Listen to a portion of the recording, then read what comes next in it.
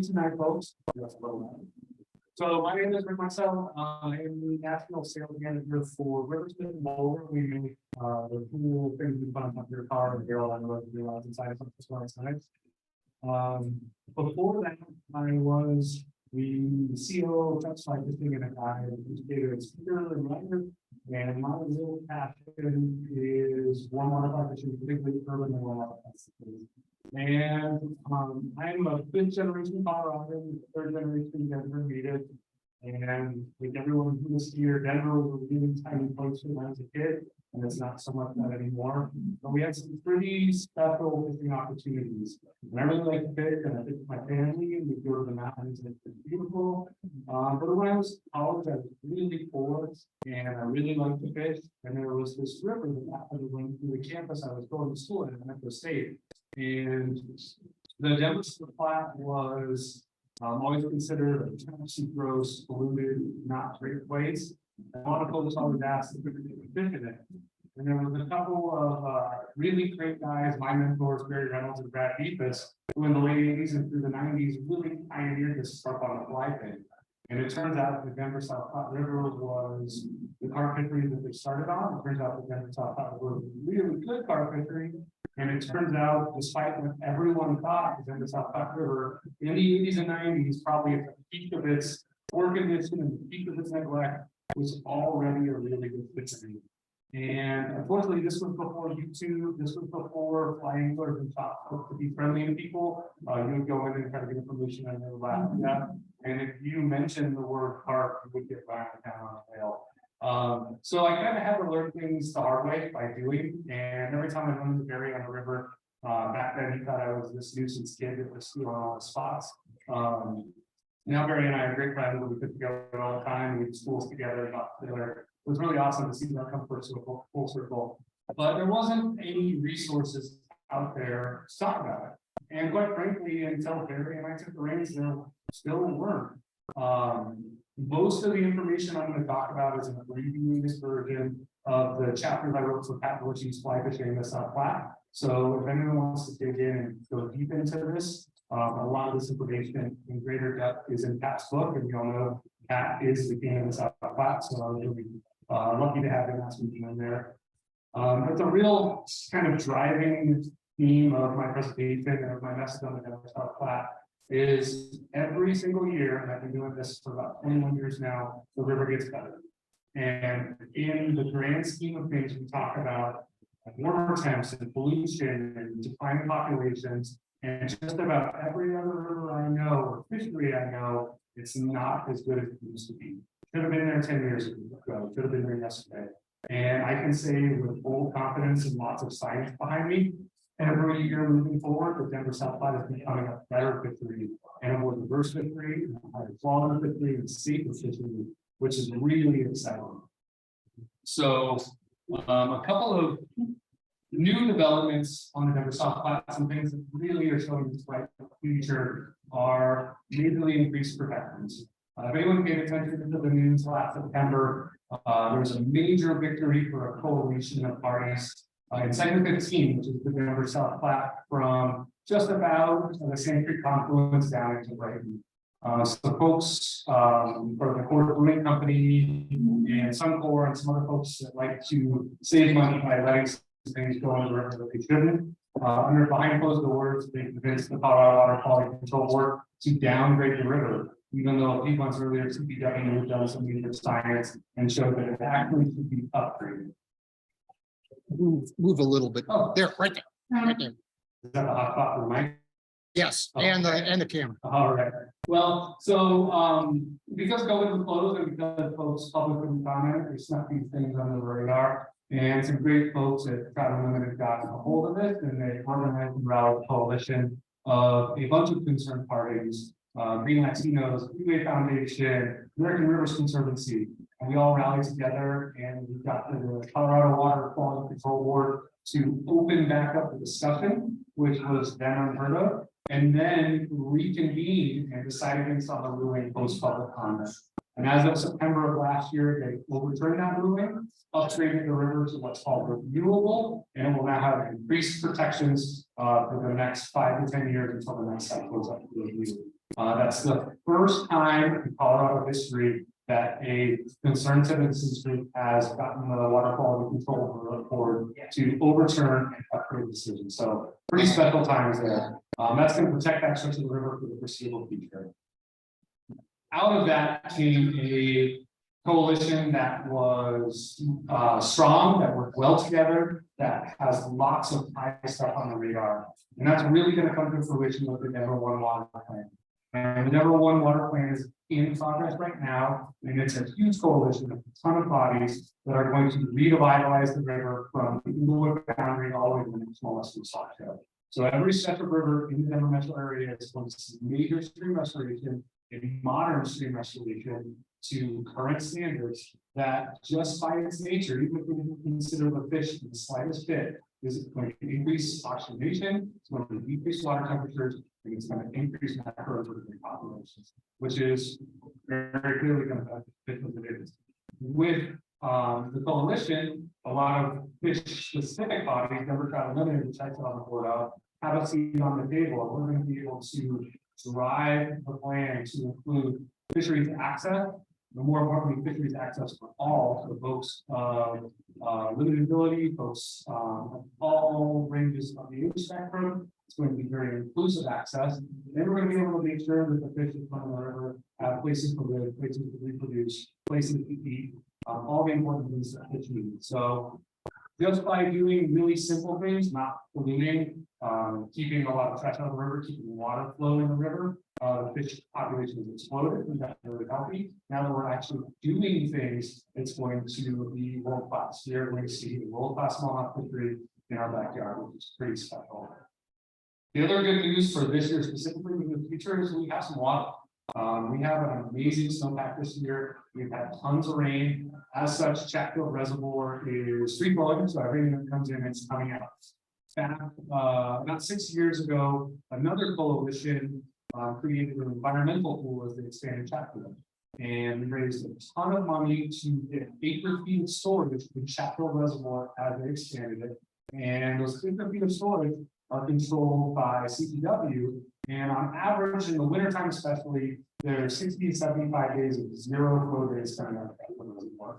No water coming out means no oxygen, means increased macroinvertebrate life, means no places for fish to hold. And that upper stretch, with all the water coming in down low, doesn't tend to affect there. That upper stretch gets pretty beat up. So now that this environmental pool, after years and years of work, is finally going to fill this year, we're going to be able to, through our CCTU partners, call for that water on zero flow days. And it may only be 6, 7 CFS, but 6, 7, 8 CFS is exponentially better than nothing. So lots of great stuff on the horizon for that stretch. The other really cool thing about the river is, without doing a lot of work, it's fish great and the species have exploded. If you're looking for a mixed stag fishery, you can catch lots of quality fish. The BSP is about as good as it gets.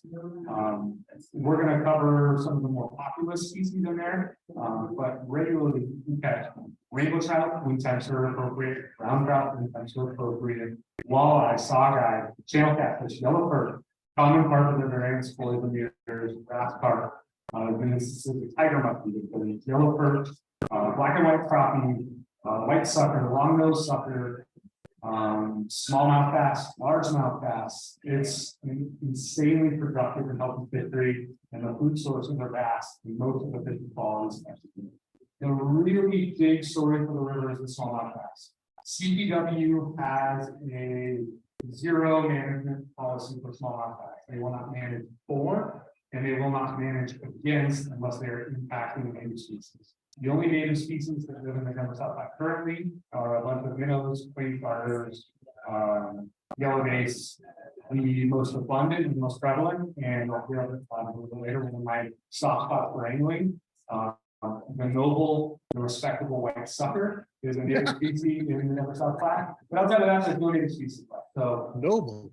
The smallmouth bass population has exploded and actually reducing. There's tons of food in the system everywhere in the drainage, and anyone from the Midwest or the Mid-Atlantic knows that the smallmouth bass, this is in that. They're beautiful, feisty, they can pull hard, they can eat like a trout, they can eat like a bass, and we're starting to see fish in the 17 and 18 inch fun. In the Midwest, the appropriate smallmouth is 20 inches. We're 2 inches away from the appropriate smallmouth fishery that rivals the Midwest. So this is a map of the Denver South Platte with state access points. I'll share a QR code at the end of the slideshow that you can scan if you want to copy this map for yourself. It is an urban river, so making sure that you're parking legally and parking safely is really important. So this highlights that. But the huge advantage is from the Chatfield Dam to Veterans Park on 164th, at least one side of the river is public. This is over 37 miles of public access to the fishery. Again, Colorado, that's unprecedented. You have so much water to fish, and there is not condition dependent a bad stretch of the entire route. So many fish to catch and so many places to do it. And if you're darn sick and tired of pulling up to Deckers on a Saturday morning and not being able to get a parking spot, I guarantee you can go somewhere on the Denver South Platte River, have 2 to 3 miles to yourself, and still catch a bunch of fish if you're willing to adapt to fishing a little differently. So we'll kind of break down some of the distinct sections of the river, just to give you an idea of what's in them, some strategies to approach, things to consider the seasonality. The first stretch is the tailwater stretch. We're working south to north. The tailwater stretch is from Chatfield Dam to Union. This is a true tailwater, it's a true bottom release tailwater. If there was water, there likely will not be given water law and water policy in the West. This could potentially be a true trout fishery as is done in the Arkansas River. The reality of it is very simple. We do not have a lot of falls in the Denver South Platte. Most of it is agriculture and reuse water, and we don't have the water period to get those 5,000 CFS flows in the summertime at this season. So trout can sustain here in the summertime. They can be productive to fish for in the spring, fall, and winter. This river will never be a meaningful trout fishery unless some major things change that are very unlikely to change. So it's best for everyone just to lift that off their shoulders, realize that trout, well, lots of folks love them. There's other cool things to catch, and they're still very catchable. They're still very nice in this river. It's just not going to be the trout fishery we all hope. This stretch is probably one of the better walleye fisheries in the country when these temps are correct. The walleye sizes are often in the 22 to 28 inch range, which is a trophy walleye anywhere you go in the country. They're abundant, they're great fun to catch. They take some strategy, deep and they do dark. Walleye are low light feeders, so you're not going to be able to go out on a hot, bright, sunny day like today and have a good walleye day. You are going to be able to go out at night. And for those of you that don't know me, I work an excessive amount. I guide, I do 2 volunteer boards. I work a full-time 60-hour job. I do content creation. On top of that, I have 3 kids and I'm really focused on being a good dad. So I have this much time to fit. The good news is lots of fish eat at night. So when I get off work or after the kids go to bed, I can go out and headland. Oops, I think I lost the trade here. I can go out with my headlamp and I can go catch walleye. Walleye eat all night. Can you guys hear me through my head? Yep. And yeah. Most of the modern stream improvements, a lot of the blueprint for what's going to happen on the lower river has taken place in the stretch. Anyone who's visited Hardship Nature Center can see the riparian bench style construction. For those who've been in Colorado for a long time, in 1965, it was a really rainy year, not too dissimilar to this year, except for all 3 months. And as such, the South Platte River flooded and wiped out what was then a small town of Littleton, Colorado.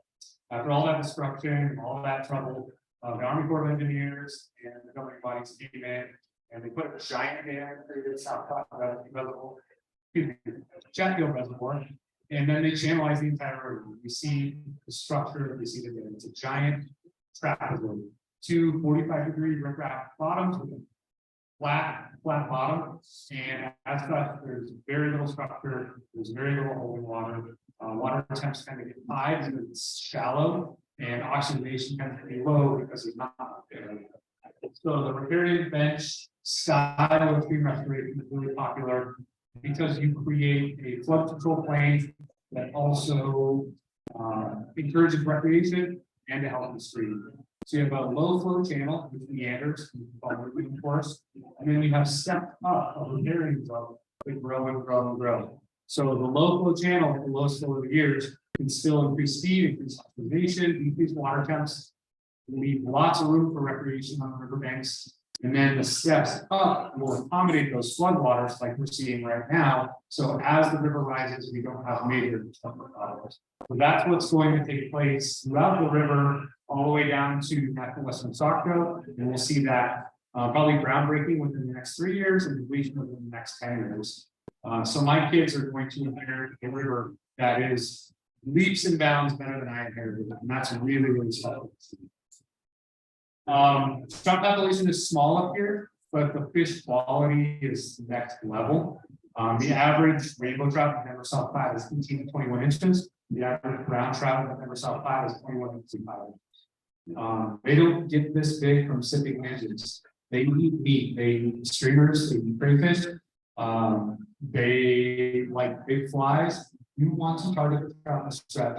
There are days and hatches can rival any of the major trout fisheries. I've seen beta hatches that I've moved with my team. I see caddis hatches right now that I'm slaughtering off my neck the entire time. It's a very productive fishery, but they have real food to eat.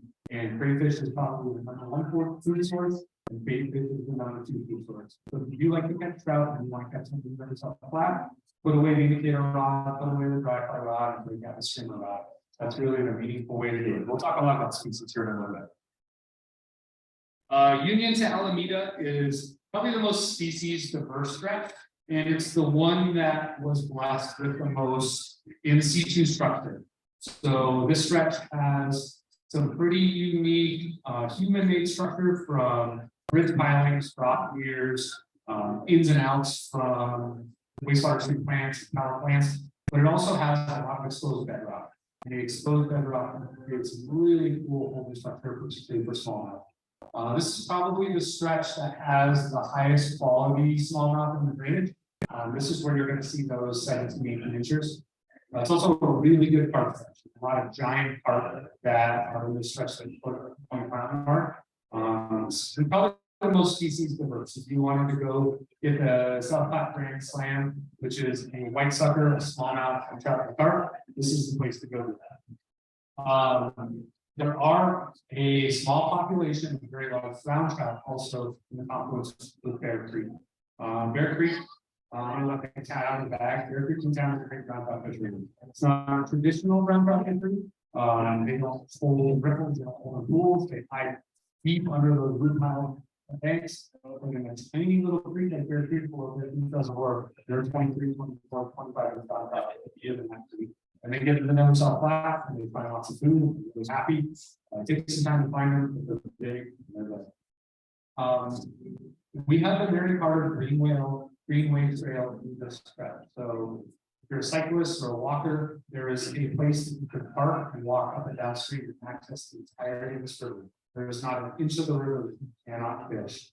And the good news, bad news of this river is that it's not spot producing. These fish move to where food is, no matter what species they are. They move where cold temps or warm temps, depending on the preferences, no matter what species they are. They move based on pressure, no matter what species they are. And then based on this 8,000 CFS incident we had about 2.5 weeks ago, the entire river has changed. So if you have big holes on the river already, I guarantee you they're entirely different as soon as the water comes back down. So we'll talk about this a lot of strategies. Going to your favorite spot is not going to give you an advantage in this river. Being nimble and moving, riding your bike, scouting for fish and scouting for structure, constantly finding fish is the best way to approach this to be successful. You go to your favorite spot every time, one time it's going to be great, the next 10 times you're not going to get fish. So focus on moving. The next stretch we'll talk about is the Denver Proper section. And this is where I cut my teeth. This is my home water, and it's carp country. The river there is very conducive to carp. Lots of shallow sand flats with big cuts for the creek.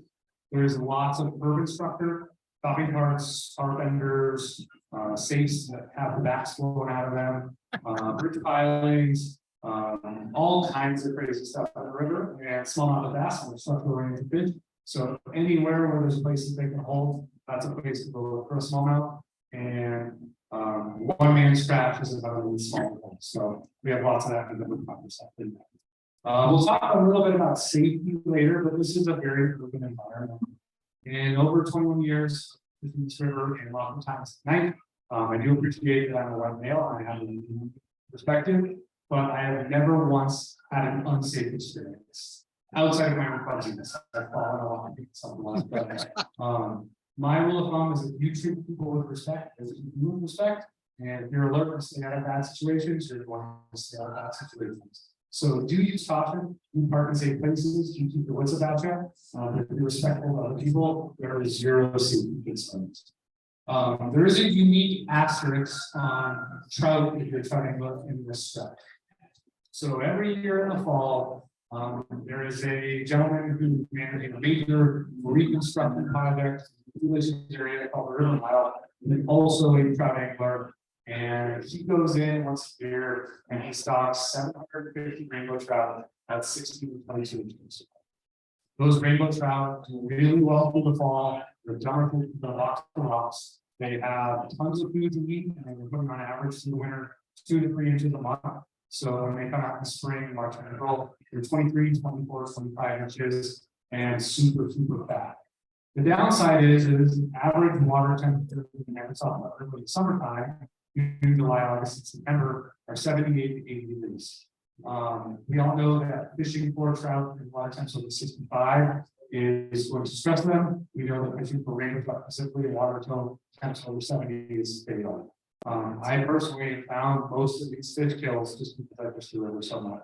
About 2 years ago, there was a Colorado Sun article, maybe you might have caught. I was walking the river after a giant rainstorm in July. Having a really great day. The carpet swamp, which was excellent. All the crazy stuff from the feeder creeks came in and pushed in the carpet were chowing on aquatic birds and great fish and all kinds of stuff. And I noticed that trout, and it wasn't uncommon in the summertime to see that trout. A lot of times it's too high, they're not supposed to live there. And I saw another dead trout. I saw another dead trout. I saw another dead trout. And by the time I got done with my fishing, there was about being concerned and having seen some chemical spills in the past that we've dealt with. I got in touch with the EPA and some of my contacts, and then came out and did the study. And the thing we couldn't figure out is if all these trout are dead, why were all the other species not only healthy, but in rare form as far as happiness and endurance to eat? And we pretty quickly concluded that it was not a chemical incident. We did some water temp data, some monitoring. We have tons of extreme monitors throughout the river. We saw just after the rainstorm a gigantic spike in water temps, almost up to the 90-degree mark. And it seems counterintuitive that cooling off of an active rainstorm would spike temps. And what the nice folks that did the science concluded is that huge daily rain after a hot day, very hot day, rain every day in the Denver area, hit the parking lots at Mile High Stadium and superheated, ran into the river and just immediately killed them. Wow. So while the trout in this stretch sure are fun to catch, and they're extra dumb, so anyone can catch them, they're not supposed to be there. They don't do well there. And if you are fishing in the summertime, you really try to avoid hooking and trout because the few that are left will die. So kind of a weird gray area, but most of our fisheries are super thick anyway, so you can't really split these there. The next stretch we're going to talk about is I-70 and I-76, the gritty concrete industrial jungle. And as I've gotten older, this is where I spend most of my time. This is where I personally want to fish. The aesthetics are poor, but the fishing is next level. And because of the grittiness of it, it really keeps other people away. I have most of it myself, and the fishing is absolutely bonkers. We do have some unique conditions in this stretch, most notably the Burlington Ditch and Metro wastewater. So at the Franklin Armory for much of the year, the entirety of the south side of the pool and funneled into the Burlington Ditch, the Burlington Ditch and Burlington. So there was a stretch from Franklin Armory down to where Metro wastewater comes in that is completely free of flows throughout the year. Carpet cool with it, you can handle it. Smallmouth bass are pretty okay with it. Nothing else really will do this stuff. So when water's flowing through that, I'll push it pretty hard. When water is out of that, the carpet is paper concentrated, And some days it can make it really easy to find them and catch them. Some days it can make them ultra sleepy because they're bouncing off each other. It can be really frustrating. Below that, metro wastewater comes in. It usually puts on an average 15 to 30 CFS greater than the average flow of the river. So we have essentially a man-made reverse scale over there where water is coming in, it's divided close to the river, and it's coming in 5 to 10 degrees temperature wise warmer than the rest of the river. Most of the time we would think that warmer temps coming in the river are bad, but this is a warm water fishing. There's a class 2 warm water fishing. Warm temps are pretty darn good, especially in the winter time. In the middle of January, the middle of December, on very cold, frigid days, there's 3 wastewater treatment plants that come into the other side of that river. You can go to those wastewater treatment plants and catch really high quality fish because it's so much warmer. Most folks would think that it's child abuse. Taking my young daughter in that bottom picture, fishing directly below a wastewater treatment plant. But the good news is my dad sits on the Metro Wastewater Board, and I have real-time data on what's coming out of that. And quite frankly, it's cleaner than a lot of those things. So very healthy, very safe. There's lots of government regulators that make pretty darn sure that the water that comes in from that wastewater is about as clean as it gets. Some core on the other hand, not so much. Some core plays a very game and dumps lots of really bad stuff in the river. Do be alert to fish below the Suncor refinery and Clear Creek, just a little bit downstream. There's some pretty bad stuff that can get in. There's been a lot of benzene leaks lately. If you see oil slicks on the top of the water, you need to contact them and do it right away. The river's been in this predicament for a very long time. It's getting better year by year, but chemicals are a real consideration. You just be alert to make sure that you're not kind of walking into some bad stuff. So as far as species are concerned, we're going to hit some high notes here. You have any type of high notes, Scott? About 8-ish. Okay, cool. Awesome. Good. You got plenty of time. Yeah. So my favorite number 1 top of the deck is the common carp. I do entire 2-hour presentations on this. I teach schools, I guide for it. Carp are a really special thing. It used to be when I did these talks that the carp section was a little bit of a rough go. There were lots of folks in the room looking at me like I was a crazy person. But luckily, the culture has changed. People are starting to appreciate what a special and great fish these are. Does anyone know when the first brown trout was stocked in the state of Colorado?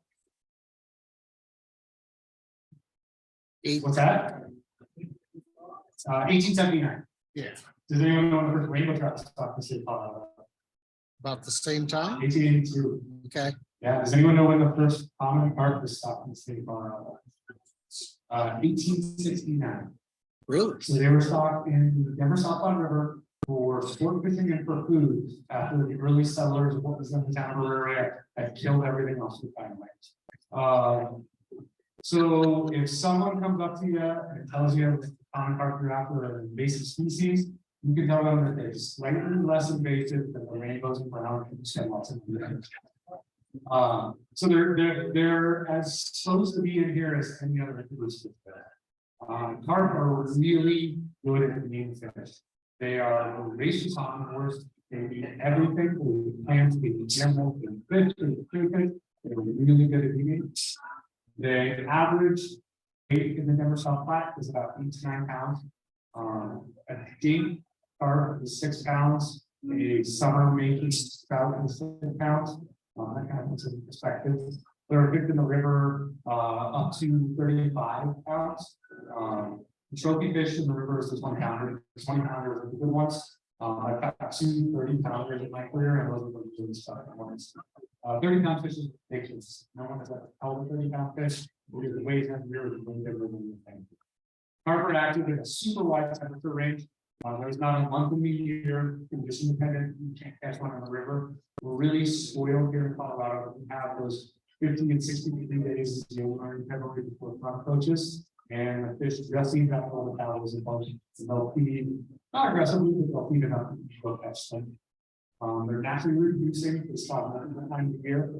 Anytime out in the water temperature, it's about 64 degrees, these fish can spawn. They haven't spawned yet this year. But this time last year, they spawned 3 times. So it's a lot of fish, if you have a crazy weather here like we do, probably going to happen with largemouth and smallmouth bass. they probably won't spawn us. We'll probably use the entire year to the large enough and spawn out fast, because it's way too cold during the natural spawn cycle. Hard, if it hits 64 in October, they'll go spawn again. How we use very, very well. We know why they're great. They're everywhere. They're big. It's 100% tight fishing game. They pull hard and see your back in regularly. Here's why they're kind of bad for a flying bird. They're really hard to catch. In my book, that's a good thing, but a lot of folks are getting starting out and really frustrated. Are exceptionally hardy, super low oxygen. That's part of the reason they got their bad name. In the 60s and 70s, when we were dumping all kinds of terrible stuff in the 50s, and all those scorpions, walleye, and bass were dying, the carp were doing just fine. And without doing the proper scientists, biologists figured that this carp were eating the food of the sportfish, and sportfish were dying. So the true answer was the carp was better than the fish. They could handle the low oxygen, they could handle the increased pollutants, and they stuck around and the other ones disappeared. They have an amazingly well-developed hearing organ called the hearing apparatus. Most fish can't hear, they just pick up vibration through their lateral line. And the hearing apparatus functions much like an air drum. And we were approaching the fish, trying to stop for 10 minutes, you find air in place, about ready to make the pass, and someone calls you to tell you that you don't know from the store on the way home. Your cell phone goes off, that fish looks immediately. They have super sensitive lateral lines and two separate barbels. The restrictions to get on top of the size of the lip. Those function like dual purpose olfactory organs, like those can pick up any chemical trail, and can pick up food stuff really far distance away. They also have big projectile mouths like olfactory organs. So when we were kids and we were at the farm pond, we put on a hot dog or a piece of bread or some corn, and we were catching carp left and right. We thought it was really easy. It was because there was so much chemical food set in that food. They were picking it up from almost a quarter mile away from the meat. When we as fly anglers are using super glue and chicken feathers, nylon tied to a hook, it makes it extra challenging because they know right away that that's not real food. So the chemical trail is brought them in, and the second that now touches it, they know it's fake. They actually eject it out and spit the fly before you can feel anything, and you would blow the shot. Further complicate that, they have excellent vision and they have color vision. Most fish just see in shades of gray as you would expect in shades of gray. Scientists feel that carp see a true spectrum color like we do. So if you chose the wrong shade of wet eyes for the carp fly, that carp is really not judging it and telling you a terrible fly tire, so we're using right away. Furthermore, they have amazing focus. So when they're up, think of a microscope examining your fly. That's how their monocular vision eyes work. So they have monocular vision, two eyes operate independently, they're downward forward facing, and they focus really, really well. So they can pick apart what's real food and what's not real food. The one little advantage we have is that this focus is pretty poor. So, pretty poor. So we stay far away. It's highly likely they won't see us. We think at distance they have excellent movement. So even though they can't focus in a distance, if you're not practicing your cast and you have 4 false casts instead of 2, we're going to see that movement in the distance and spook. One more furthermore. The next icing on the cake of why they're really, really, really hard to catch on the fly is not only are they going to spook if you do anything wrong from the previous traits, but when they spook, they emit a stress pheromone. And that stress pheromone alerts every other fish as you pick up that chemical trail that something has arrived, and every other fish stops doing that. So if you make a bad shot, not only have you blown that fish, you've blown every other fish around you. You need to walk a half mile of the trail and find another two. So I said I've been doing this for 21 years. If they were easy to catch, I would have been up in year 2. I teach schools on this, I guide on this, I write books on this. I still get skunked all the time. They still kick my butt all the time. And that's why I keep going back. And that's why I'm crazy enough about these things to have one tattoo on my legs. They're really, really, really simple. As far as pursuing them, again, I could spend an entire presentation on this, but it's really important that we embrace safety. They have a feeding window that they're willing to move to the fly that's on average about 8 inches.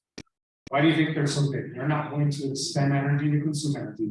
A rainbow trout that chases down a fly 10 to 15 feet is spending more energy to consume less energy than it's taking them. Carp have done this math, they're really good mathematicians, they know it's not a great equation, they're going to move about 8 inches to eat.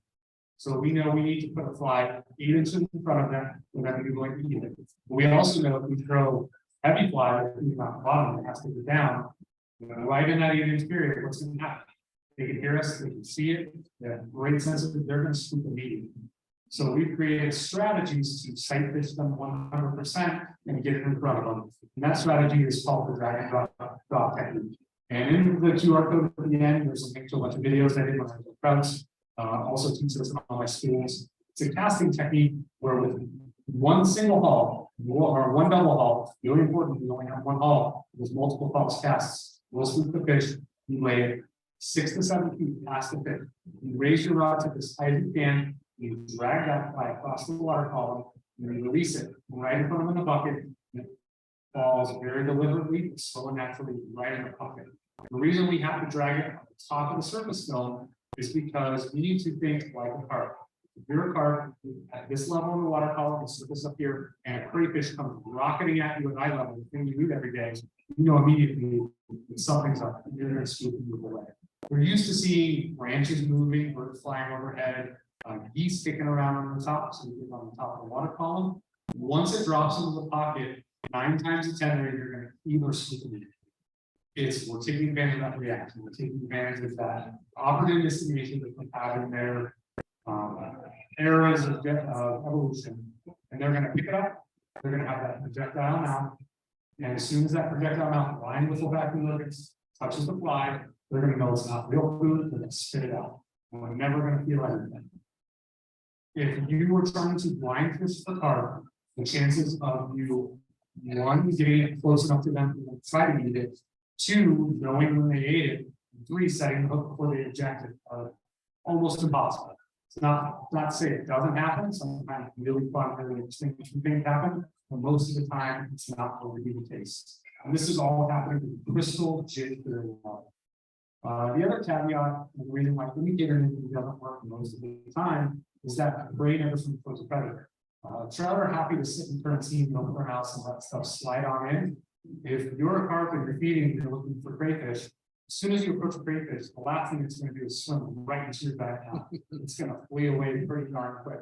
The carp, having gotten this genetic adaptation, really smart for predators, know this isn't the case. So in most cases, there are instances where indicator anything can be really productive.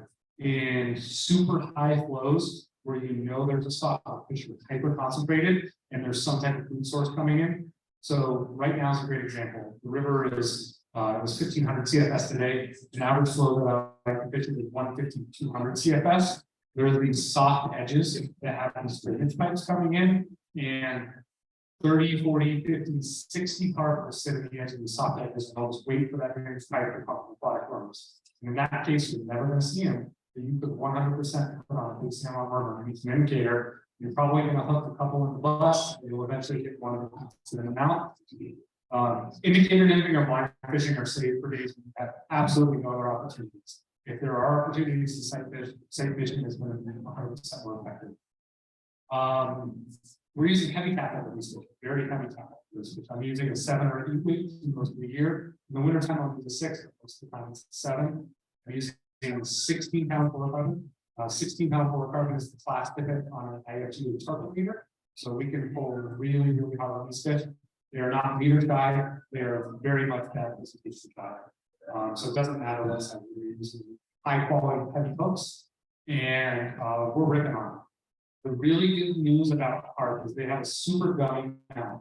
If you're using a barbed hook, yes, barbed hooks are encouraged in the carp game, but barbed-less hooks are discouraged, kind of counterintuitive to the title words. If you're using a barbed hook, you bury it in that gummy mouth and let it straight to the hook, unless you're tied a bad knot, or unless it wraps you around something terminal like a shopping cart or root piping, there is very little chance you're going to lose that fish. It stays buried.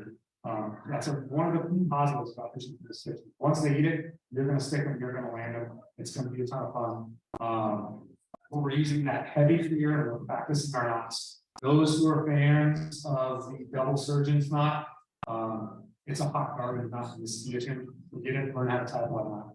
You're gonna break dumpsters knots. Those who tie on cheap hooks that you buy from the discount fly shop, forget those for your carp flies. We're going to straighten it out. We're going to fit. You need to have high quality hooks. You need to have high quality gear. And this is one fish that will take you into your backing. So that reel neglected that you said, oh, I'm never missing my backing. I don't have to worry about that.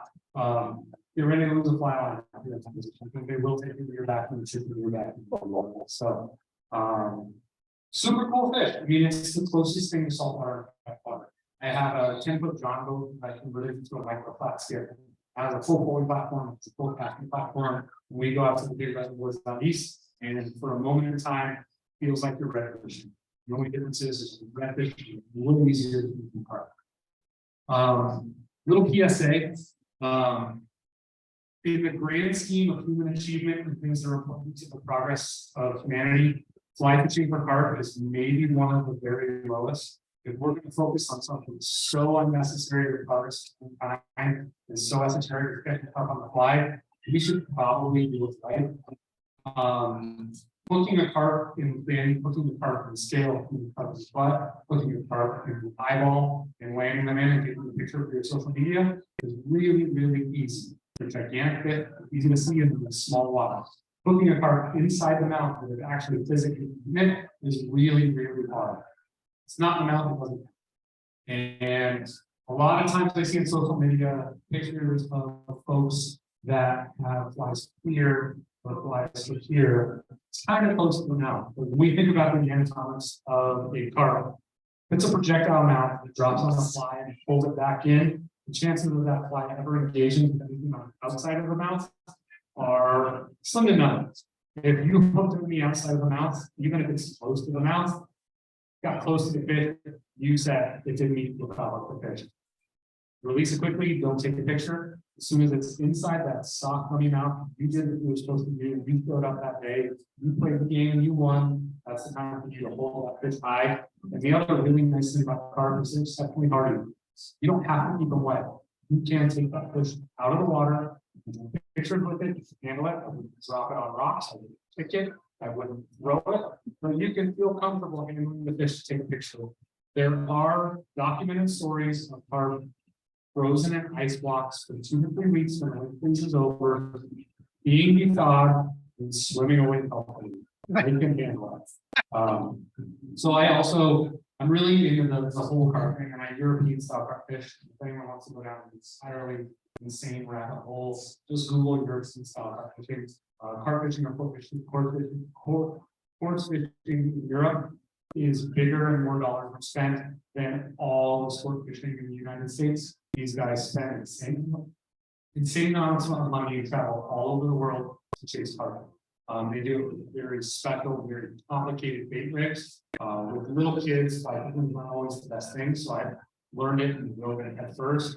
And the reverence that these folks in Europe treat these fish with is insane. They go so far as I do it myself now. In this culture, you carry a little bottle of specially formulated antiseptic, and after you take the hook out on your very special, very purpose designed unhooking mat that protects the fish from thrashing around and getting hurt on the rocks, take a little dab of this antiseptic, and put it on the prick of the hook into the mouth. If it has any damage from otters or from trees, you rub antiseptic on it, and hold them in these giant cradles and pour water over them so you can take pictures and show them off and give them respect.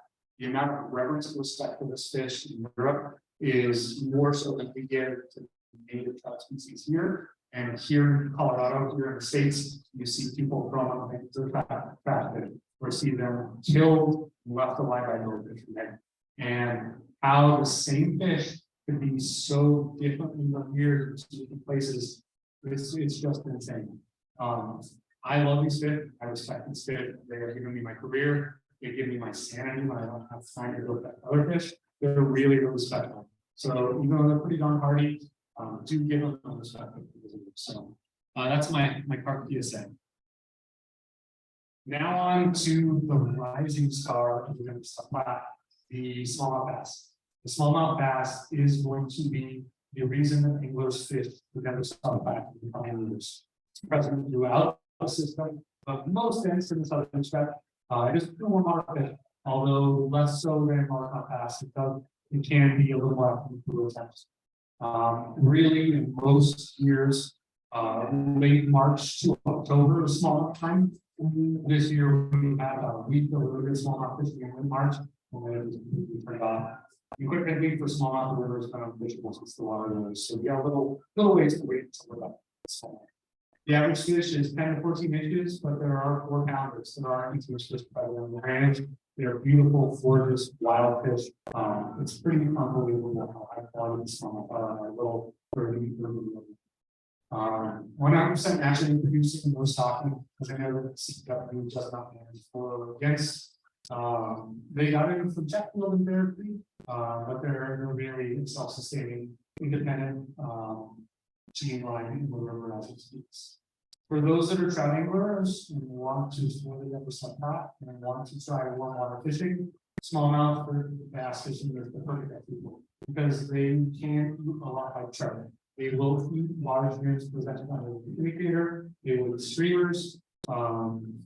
Safe fishing is the best way to go. The way I highlight the fish for crystal clear water, either with poppers, with big streamers, and working structure piles, high points, and watching them emerge from their structure and absolutely devastating a 6-inch fly or a giant popper. It is so exciting to watch them come up from the bottom and just smoke whatever you're throwing. They eat with purpose. And that's what makes them really cool. They also pull a lot, they pull a lot harder than trout. The 12-inch smallmouth pull harder than trout.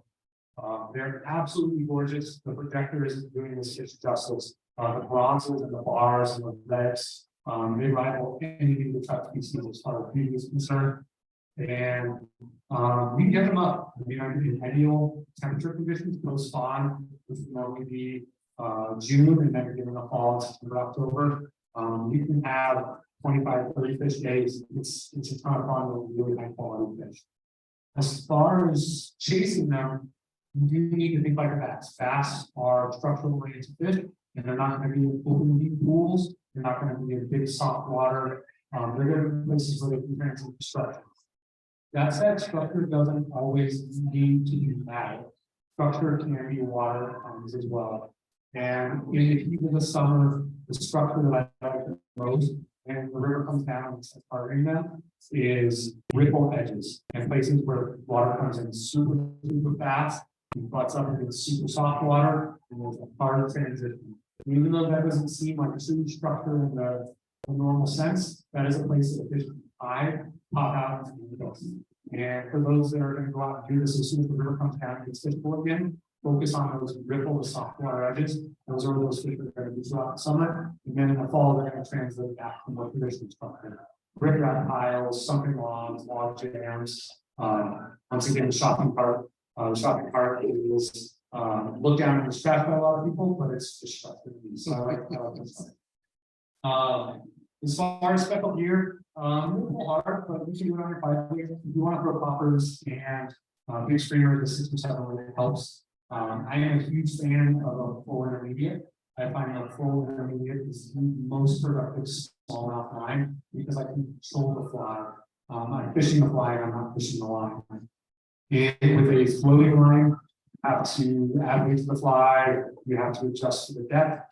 You're really fishing the line and adjusting the fly. With a heavy sinking line, because the river is relatively shallow in most places, while it can be this up pretty quick, you're fishing the line again because you're having to adjust for a thin bottom or a structure. With a true intermediate, it's doing exactly what you want to do with 1.5 to 2 per second countdown. You control where the depth is, you can really fish that fly. You can make the fly really similar to you. So if you really want to dive deep into this, grab yourself a full intermediate line. It's going to benefit you with still allowing trout fishing. It's going to benefit you with still allowing warm water fishing.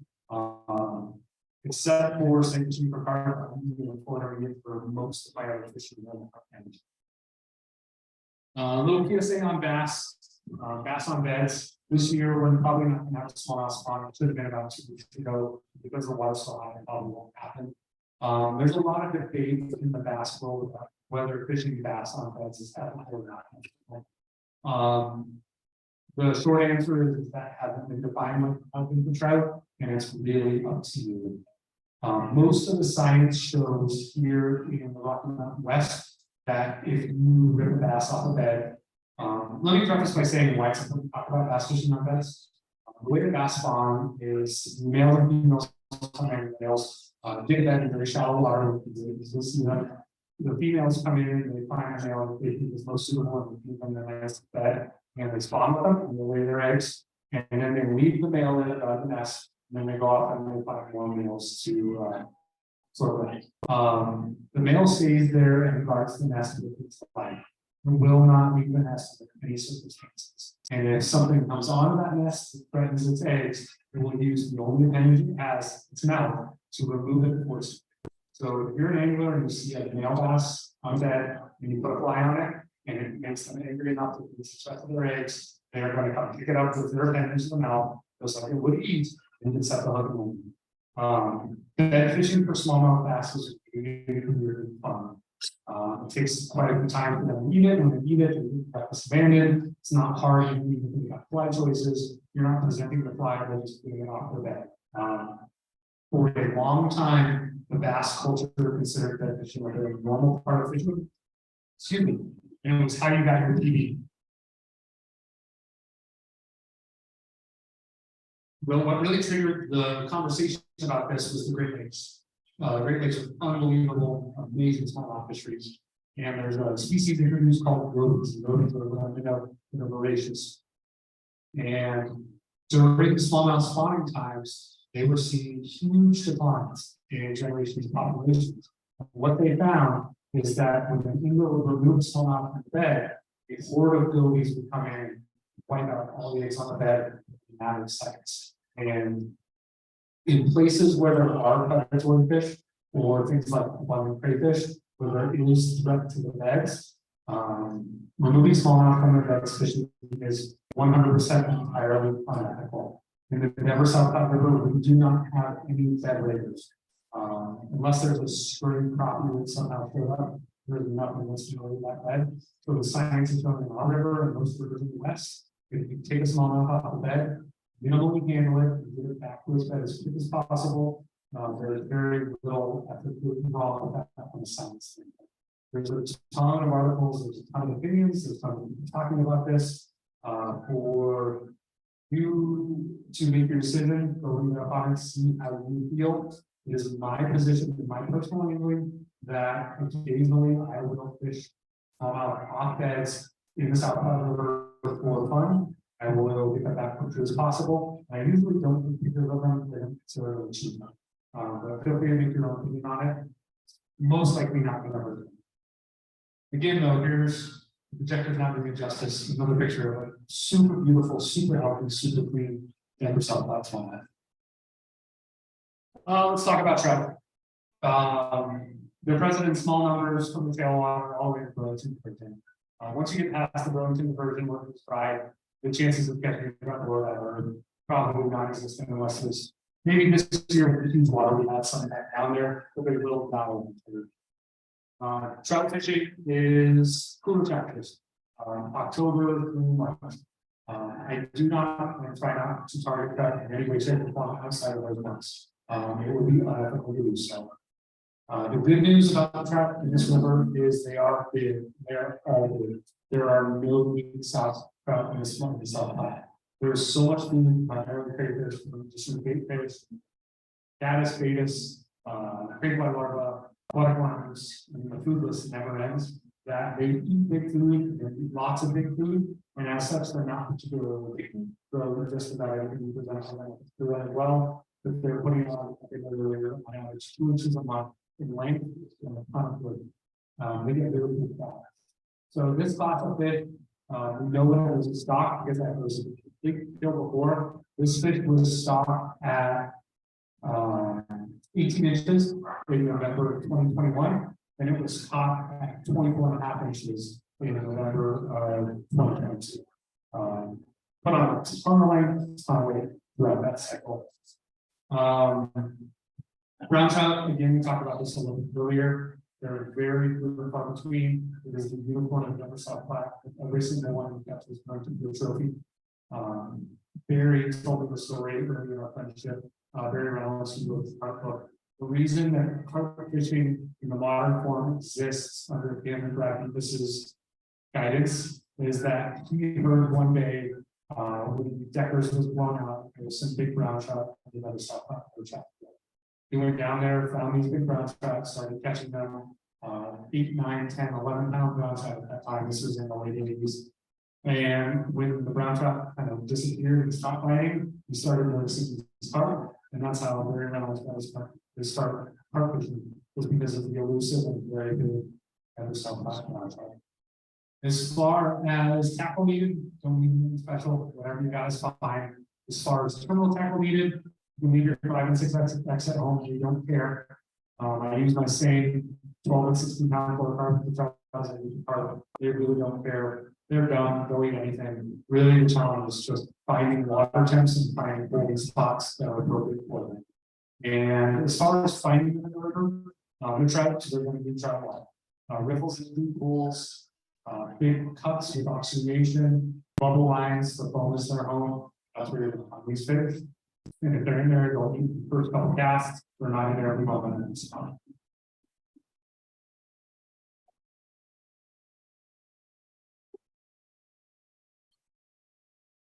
So I'm ready to get all kinds of crazy looks right now. I'm talking about one of my personal favorites, the white sucker.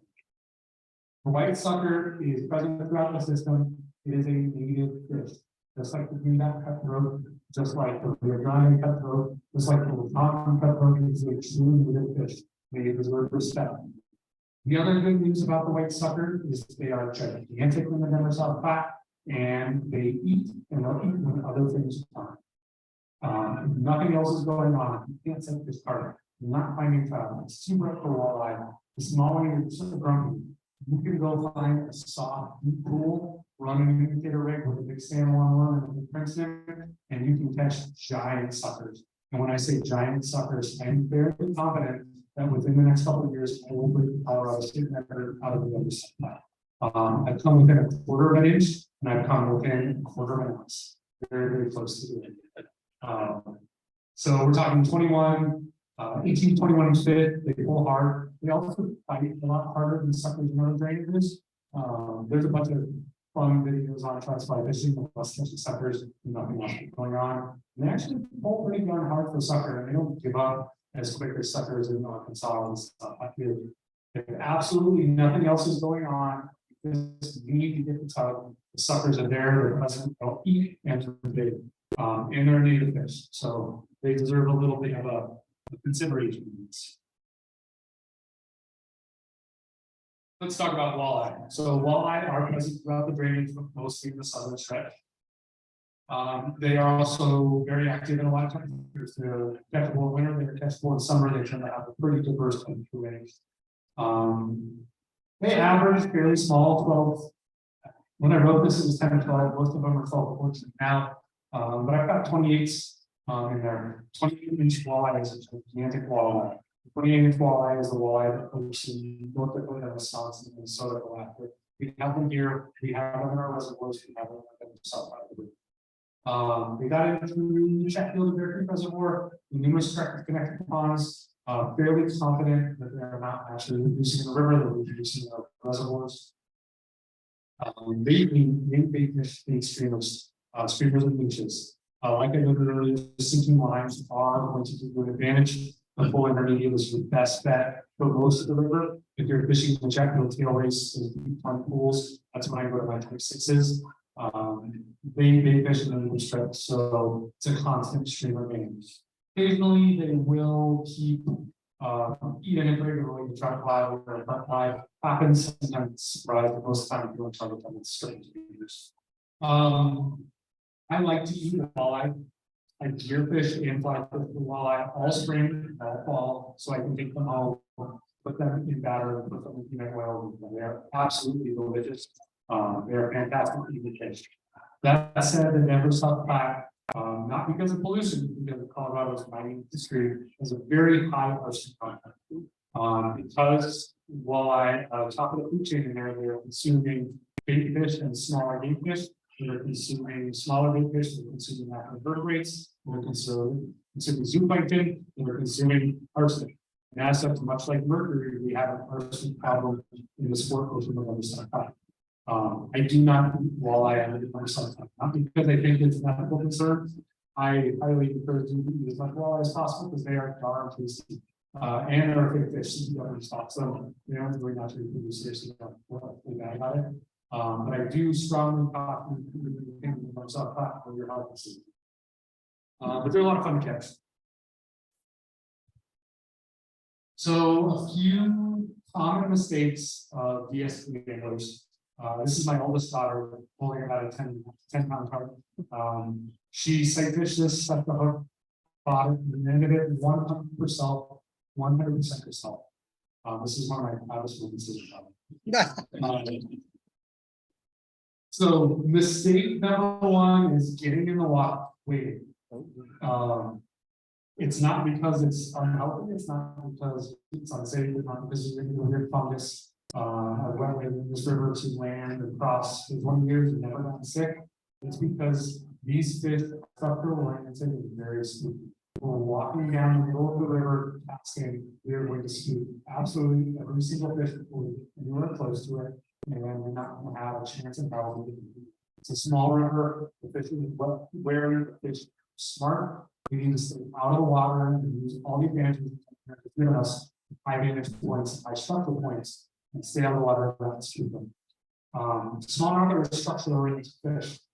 All that structure is going to be right where it's shallow enough to wade. You're walking through that shallow wade point, shooting your smallmouth. You're making steps in the water, pushing vibration and noise. You're spooking every carp, and every carp. The spooks is going to spook another carp, another carp with the stress pheromones. You're going to be in that shape. So stay out of the water. I do wear waders in the wintertime to cross or to hang fish. But even though I'm wearing waders, I'm not doing in the summertime. I just go to what waders use. If I have to cross or land fish, very comfortable water temps to sleep away. But I'm only doing this for those purposes. Another big mistake we're making is pushing flies that are way too low. The carp of this river, unless they're eating out of stumps like of being on the bottom, and we know there's a short window to get to them, we need to fish very flies and down them. The same holds true for smallmouth walleye and trout. It's a shallow river, and they're going to be in those places where it's safer that we get down them quickly and present. So fishing heavy flies is really important. I can tell you that most of the carp flies in the carp communities of your favorite fly shops are way too low. They're designed for the carp anglers that fish in lakes and ponds that have a lot of radial current. We have a heavy current, we have a deep river, we need to be fishing very heavy stuff.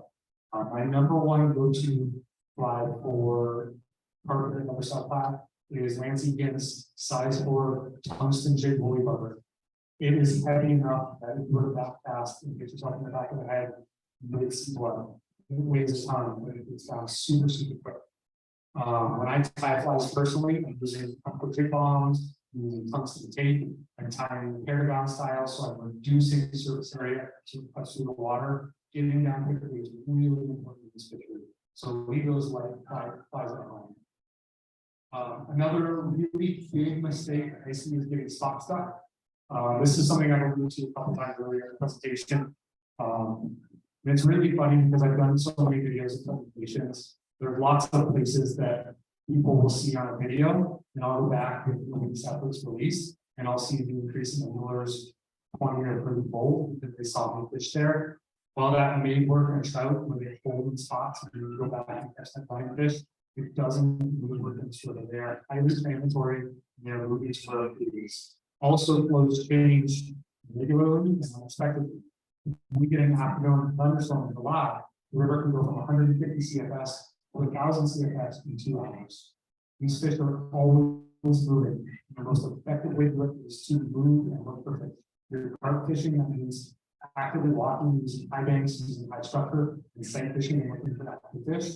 I can't tell you how many fish I've found in places I would never expect them because I'm always looking, always moving to the next pen. If you're looking for a trout and smallmouth, that means moving and finding structure and water that can hold them, working it till you've exhausted it. You're sure it's not going to hold the fish, 15-20 casts, and then going to the next spot. The other really nice thing about this river is with lots of water coming in and coming out. So although a spot that you park at may be completely blown, completely unfishable, completely muddy, it's likely that water is being pulled upstream or downstream, and there could be crystal clarity below. Talked about the Burlington Ditch and Metro wastewater treatment plant. Bear Creek is a consideration, Cliff Creek is a consideration, coal-fired power plant, and Oxford's consideration, coal-fired power plant, or community is consideration. There is so much water coming in and out of this river, it is highly likely on any given day, you can find somewhere where you can catch fish, even if your favorite spot is blown out. Just jump in the car and go upstream and downstream. It takes a little bit of practice to learn where things are coming. In the link that I shared at the end, there are links to the gauges. I'm a gauge junkie. I look at the Chatfield gauge, I look at the number gauge, and I look at the 64 gauge daily, so I can plan where I'm going to fish out for. And there's a ton of insight in those gauges. And it's 100% wild to see the number gauge at 1,000 CFS and see the 64 gauge at 40 CFS. That doesn't make sense. We have less water, but because things are pulled away that they are in the number subtypes, it's entirely true. I was fishing at 64 one night, night fishing, and I walked down and the banks were blown and the river was up in the willows, completely muddy and unfishable. And I checked the gauge, the Denver gauge that day. This is called the 64 gauge. I checked the Denver gauge that day, and it was like 200 to 300 CFS. It was completely fishable. And I checked the gauge when I got there, it was still 200 to 300 CFS, completely fishable. And I couldn't, in my mind, understand why this was so blown out. The gauge was telling me it was so low. I thought, oh, the gauge must be broken. Then it clicked, I pulled up my phone, and I checked the Cherry Creek gauge. And Cherry Creek, out by Parker, there was a massive rainstorm. And Cherry Creek spiked to 1,500 CFS. And Cherry Creek is below the Denver gauge, but above the 64 or above the 64 gauge. So it just explodes on Cherry Creek. So keep that in mind as it's pouring. The water is always moving and moving. Another big mistake is avoiding off-road water or full boats. River's 1,500 CFS right now. That's 1,100 CFS more than ideal conditions. There are places that you can go very effectively catch fish, particularly inbound ranges. After the rainstorms in the summertime, when that river goes from 150 to 250 to 1,000 CFS, those are some of my favorite times to fish, because all of the fish concentrated in soft edges, and all of the food that's concentrated in soft edges. And if you're willing to go find those soft edges and pump them out, the fish are in there, so much so that you can still sight fish them because they're so happy with their entire backs out of the water, giving up to feed. And if you put absolutely any fly that's down in front of them, they're going to destroy it. Park it, borderline done at this point, and will eat with reckless abandon. And that's why I really, really love that ion color water. The same holds true for trout fishing. I never quite understood why runoff is a terrible time for trout anglers. On the Colorado River right now, there are soft edges where there's 150 round trout stacked up right on the bank. Don't even have to cast, just plop it in there, eating green water, giant fire worms, and just eating the hardest we can. I mean, it gets a little tricky when that fish gets into the massive current and you have to land. They're definitely eating it. It's definitely a lot of fun. The other big mistake I see is fishing traditionally tide fly. Absolutely everything from your tiny trout fish to your biggest smallmouth bass swimmer needs to be hot tide or enough. If that's twofold. One, most of these fish are fishing on the bottom. We need to get it down to present well. And there's a ton of junk on the bottom. Boxer shorts, microphones, lighters, safes. I mean, I can't tell you how much ridiculous stuff is coming on the end of my line. If that quick point is lining up, way more likely you're going to fish bite, not invoking something to trap things on the bottom of the river. The other reason for the hook point lining up is that mimics most of the fish is terrible. Crayfish is number one, leech is number two, baitfish and aquatic worms is number three. So that hook lighting up is going to mimic the action of a fleeing baitfish, a fleeing crayfish. It's going to mimic a leech or worm burrowing into the substrate. Absolutely every single fly I fish, unless it's on the surface, copper or like an egg pattern, including carp, it's going to be tied on a jig style line. So the last thing I want to talk about is safety. It is an urban environment, there are unique considerations. Some of the things to consider from a safety standpoint that are unique to this river are cyclists. Cyclists, there's a bike path. It's a shared pedestrian and bicycle path that is in the river. But according to most cyclists, it is a cyclist only at the fastest speed we talk about. You need to be wary of them because they don't care about you, they will run you over. Don't look that fast, be aware of cyclists. Another major consideration is just the man-made nature. There's lots of rusty things, lots of riprap. All of my mishaps in the river south were because I'm careless and I fell and cut myself on something rusty or cut myself on the rock. Be alert, be alert, pay attention to where you're walking. A few other things to consider is we are an urban population in the midst of an health crisis. There are lots of folks who are using this river as their home. They have no other choice. These folks are in bad situations, and just like any walk of life, if you treat someone with respect, they will treat you with respect. I go out of my way sometimes to bring water to some of the folks in the camps that are on like the tub spots. Some of these folks have taken some of my best pictures. They're very nice people if you stop and talk to them. Some of them do have mental health issues in the area. And so long as you treat people with respect, in my 21 years of fishing this river, I have never once had I've had severe strange experiences. Oh my goodness, I've never had a negative experience with people on the river. The other consideration is we are also in the midst of, unfortunately, an opioid crisis, and there are opioid users on the river, and there are users. Needles are orange. Always wear closed toe shoes. Always wear full length pants. Make sure you pay attention to where you step. There is the potential to have some road that. But again, common sense, common courtesy, alertness. You'll have lots of fun fishing, and just embrace the weirdness of fishing in the Northern Jungle. The graffiti is beautiful. The people are strange, but they're really nice.